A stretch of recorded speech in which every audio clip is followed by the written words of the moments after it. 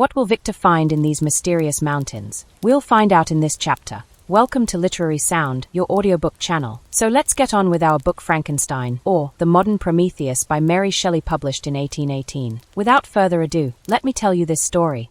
Chapter 2. The next day, contrary to the prognostications of our guides, was fine, although clouded. We visited the source of the Aveyron and rode about the valley until evening. These sublime and magnificent scenes afforded me the greatest consolation that I was capable of receiving. They elevated me from all littleness of feeling, and although they did not remove my grief, they subdued and tranquilized it. In some degree, also, they diverted my mind from the thoughts over which it had brooded for the last month. I returned in the evening, fatigued, but less unhappy, and conversed with my family with more cheerfulness than had been my custom for some time. My father was pleased, and Elizabeth overjoyed. "My dear cousin," said she, "you see what happiness you diffuse when you are happy. Do not relapse again." The following morning the rain poured down in torrents, and thick mists hid the summits of the mountains. I rose early, but felt unusually melancholy. The rain depressed me, my old feelings recurred, and I was miserable. I knew how disappointed my father would be at this sudden change, and I wished to avoid him until I had recovered myself so far as to be enabled to conceal those feelings that overpowered me. I knew that they would remain that day at the inn, and as I had ever inured myself to rain, moisture, and cold, I resolved to go alone to the summit of Montenvert. I remembered the effect that the view of the tremendous and ever-moving glacier had produced upon my mind when I first saw it. It had then filled me with a sublime ecstasy that gave wings to the soul, and allowed it to soar from the obscure world to light and joy. The sight of the awful and majestic in nature had indeed always the effect of solemnizing my mind, and causing me to forget the passing cares of life. I determined to go alone, for I was well acquainted with the path, and the presence of another would destroy the solitary grandeur of the scene. The ascent is precipitous, but the path is cut into continual and short windings, which enable you to surmount the perpendicularity of the mountain. It is a scene terrifically desolate. In 1,000 spots the traces of the winter avalanche may be perceived, where trees lie broken and strewed on the ground, some entirely destroyed, others bent, leaning upon the jutting rocks of the mountain, or transversely upon other trees. The path, as you ascend higher, is intersected by ravines of snow, down which stones continually roll from above. One of them is particularly dangerous, as the slightest sound, such as even speaking in a loud voice, produces a concussion of air sufficient to draw destruction upon the head of the speaker. The pines are not tall or luxuriant, but they are somber, and add an air of severity to the scene. I looked on the valley beneath. Vast mists were rising from the rivers which ran through it, and curling in thick wreaths around the opposite mountains, whose summits were hid in the uniform clouds, while rain poured from the dark sky, and added to the melancholy impression I received from the objects around me. Alas! Why does man boast of sensibilities superior to those apparent in the brute? It only renders them more necessary beings. If our impulses were confined to hunger, thirst, and desire, we might be nearly free, but now we are moved by every wind that blows, and a chance word or scene that word may convey to us. We rest. A dream has power to poison sleep. We rise. One wandering thought pollutes the day. We feel, conceive, or reason, laugh, or weep, embrace fond woe, or cast our cares away. It is the same, for, be it joy or sorrow, the path of its departure still is free. Man's yesterday may ne'er be like his morrow. Naught may endure but mutability. It was nearly noon when I arrived at the top of the ascent. For some time I sat upon the rock that overlooks the sea of ice. A mist covered both that and the surrounding mountains. Presently a breeze dissipated the cloud, and I descended upon the glacier. The surface is very uneven, rising like the waves of a troubled sea, descending low, and interspersed by rifts that sink deep. The field of ice is almost a league in width, but I spent nearly 2 hours in crossing it. The opposite mountain is a bare perpendicular rock. From the side where I now stood Montenvert was exactly opposite, at the distance of a league, and above it rose Mont Blanc, in awful majesty. I remained in a recess of the rock, gazing on this wonderful and stupendous scene. The sea, or rather the vast river of ice, wound among its dependent mountains, whose aerial summits hung over its recesses. Their icy and glittering peaks shone in the sunlight over the clouds. My heart, which was before sorrowful, now swelled with something like joy. I exclaimed, Wandering spirits, if indeed ye wander, and do not rest in your narrow beds, allow me this faint happiness, or take me, as your companion, away from the joys of life. As I said this, I suddenly beheld the figure of a man, at some distance, advancing towards me with superhuman speed. He bounded over the crevasses in the ice, among which I had walked with caution. His stature also, as he approached, seemed to exceed that of man. I was troubled, a mist came over my eyes, and I felt a faintness seize me, but I was quickly restored by the cold gale of the mountains. I perceived, as the shape came nearer, sight tremendous and abhorred, that it was the wretch whom I had created. I trembled with rage and horror, resolving to wait his approach, and then close with him in mortal combat. He approached. His countenance bespoke bitter anguish, combined with disdain and malignity, while its unearthly ugliness rendered it almost too horrible for human eyes. But I scarcely observed this. Anger and hatred had at first deprived me of utterance, and I recovered only to overwhelm him with words expressive of furious detestation and contempt. "Devil!" I exclaimed, "do you dare approach me?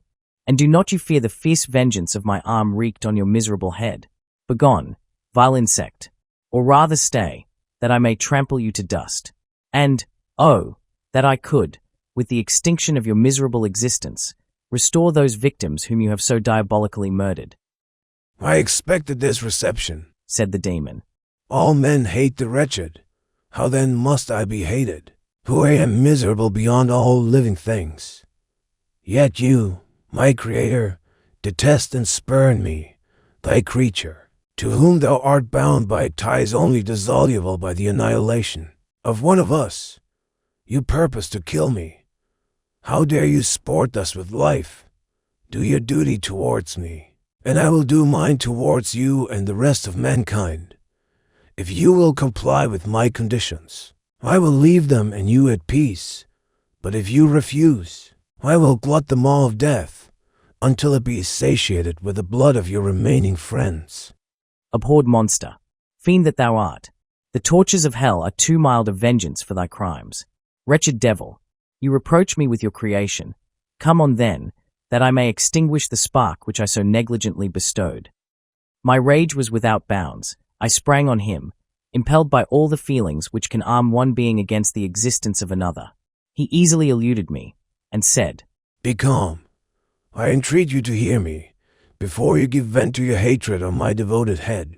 Have I not suffered enough, that you seek to increase my misery? Life, although it may only be an accumulation of anguish, is dear to me, and I will defend it. Remember, thou hast made me more powerful than thyself. My height is superior to thine, my joints more supple, but I will not be tempted to set myself in opposition to thee. I am thy creature, and I will be even mild and docile to my natural lord and king. If thou wilt also perform thy part, the which thou owest me, O Frankenstein, be not equitable to every other, and trample upon me alone, to whom thy justice, and even thy clemency and affection, is most due. Remember that I am thy creature. I ought to be thy Adam, but I am rather the fallen angel, whom thou drivest from joy for no misdeed. Everywhere I see bliss, from which I alone am irrevocably excluded. I was benevolent and good. Misery made me a fiend. Make me happy, and I shall again be virtuous." "Begone. I will not hear you. There can be no community between you and me. We are enemies. Begone, or let us try our strength in a fight, in which one must fall." "How can I move thee? Will no entreaties cause thee to turn a favorable eye upon thy creature, who implores thy goodness and compassion? Believe me, Frankenstein, I was benevolent. My soul glowed with love and humanity, but am I not alone, miserably alone? You, my Creator, abhor me. What hope can I gather from your fellow creatures, who owe me nothing? They spurn and hate me.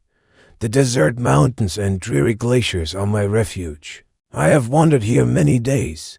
The caves of ice, which I only do not fear, are a dwelling to me, and the only one which man does not grudge. These bleak skies I hail, for they are kinder to me than your fellow beings. If the multitude of mankind knew of my existence, they would do as you do. and arm themselves for my destruction. Shall I not then hate them who abhor me? I will keep no terms with my enemies. I am miserable, and they shall share my wretchedness. Yet it is in your power to recompense me, and deliver them from an evil which it only remains for you to make so great, that not only you and your family, but thousands of others, shall be swallowed up in the whirlwinds of its rage. Let your compassion be moved, and do not disdain me. Listen to my tale. When you have heard that, abandon or commiserate me, as you shall judge that I deserve. But hear me, the guilty are allowed, by human laws, bloody as they may be, to speak in their own defense before they are condemned. Listen to me, Frankenstein. You accuse me of murder, and yet you would, with a satisfied conscience, destroy your own creature. Oh, praise the eternal justice of man. Yet I ask you not to spare me. Listen to me, and then, if you can, and if you will, destroy the work of your hands. Why do you call to my remembrance circumstances of which I shudder to reflect, that I have been the miserable origin and author? Cursed be the day, abhorred devil, in which you first saw light. Cursed, although I curse myself, be the hands that formed you. You have made me wretched beyond expression. You have left me no power to consider whether I am just to you, or not. Begone, relieve me from the sight of your detested form. Thus I relieve thee, my creator, he said, and placed his hated hands before my eyes, which I flung from me with violence. Thus I take from thee a sight which you abhor. Still thou canst listen to me, and grant me thy compassion. By the virtues that I once possessed, I demand this from you. Hear my tale. It is long and strange, and the temperature of this place is not fitting to your fine sensations. Come to the hut upon the mountain. The sun is yet high in the heavens, before it descends to hide itself behind yon snowy precipices, and illuminate another world. You will have heard my story, and can decide, when you it rests, whether I quit forever the neighborhood of man, and lead a harmless life, or become the scourge of your fellow creatures, and the author of your own speedy ruin. As he said this, he led the way across the ice. I followed. My heart was full, and I did not answer him. But, as I proceeded, I weighed the various arguments that he had used, and determined at least to listen to his tale. I was partly urged by curiosity, and compassion confirmed my resolution. I had hitherto supposed him to be the murderer of my brother, and I eagerly sought a confirmation or denial of this opinion. For the first time, also, I felt what the duties of a creator towards his creature were, and that I ought to render him happy before I complained of his wickedness. These motives urged me to comply with his demand. We crossed the ice, therefore, and ascended the opposite rock. The air was cold, and the rain again began to descend. We entered the hut, the fiend with an air of exultation, I with a heavy heart and depressed spirits. But I consented to listen, and, seating myself by the fire which my odious companion had lighted, he thus began his tale. Am I the only one impressed by how well the creature speaks? Let me know in the comments. Literary Sound is on Spotify, YouTube, and TikTok. Follow me and don't forget to leave your like. This helps me a lot and costs you nothing. Check out the playlist to listen to all the available chapters. I can't wait to tell you what's to come. Don't miss the next chapter. See you soon.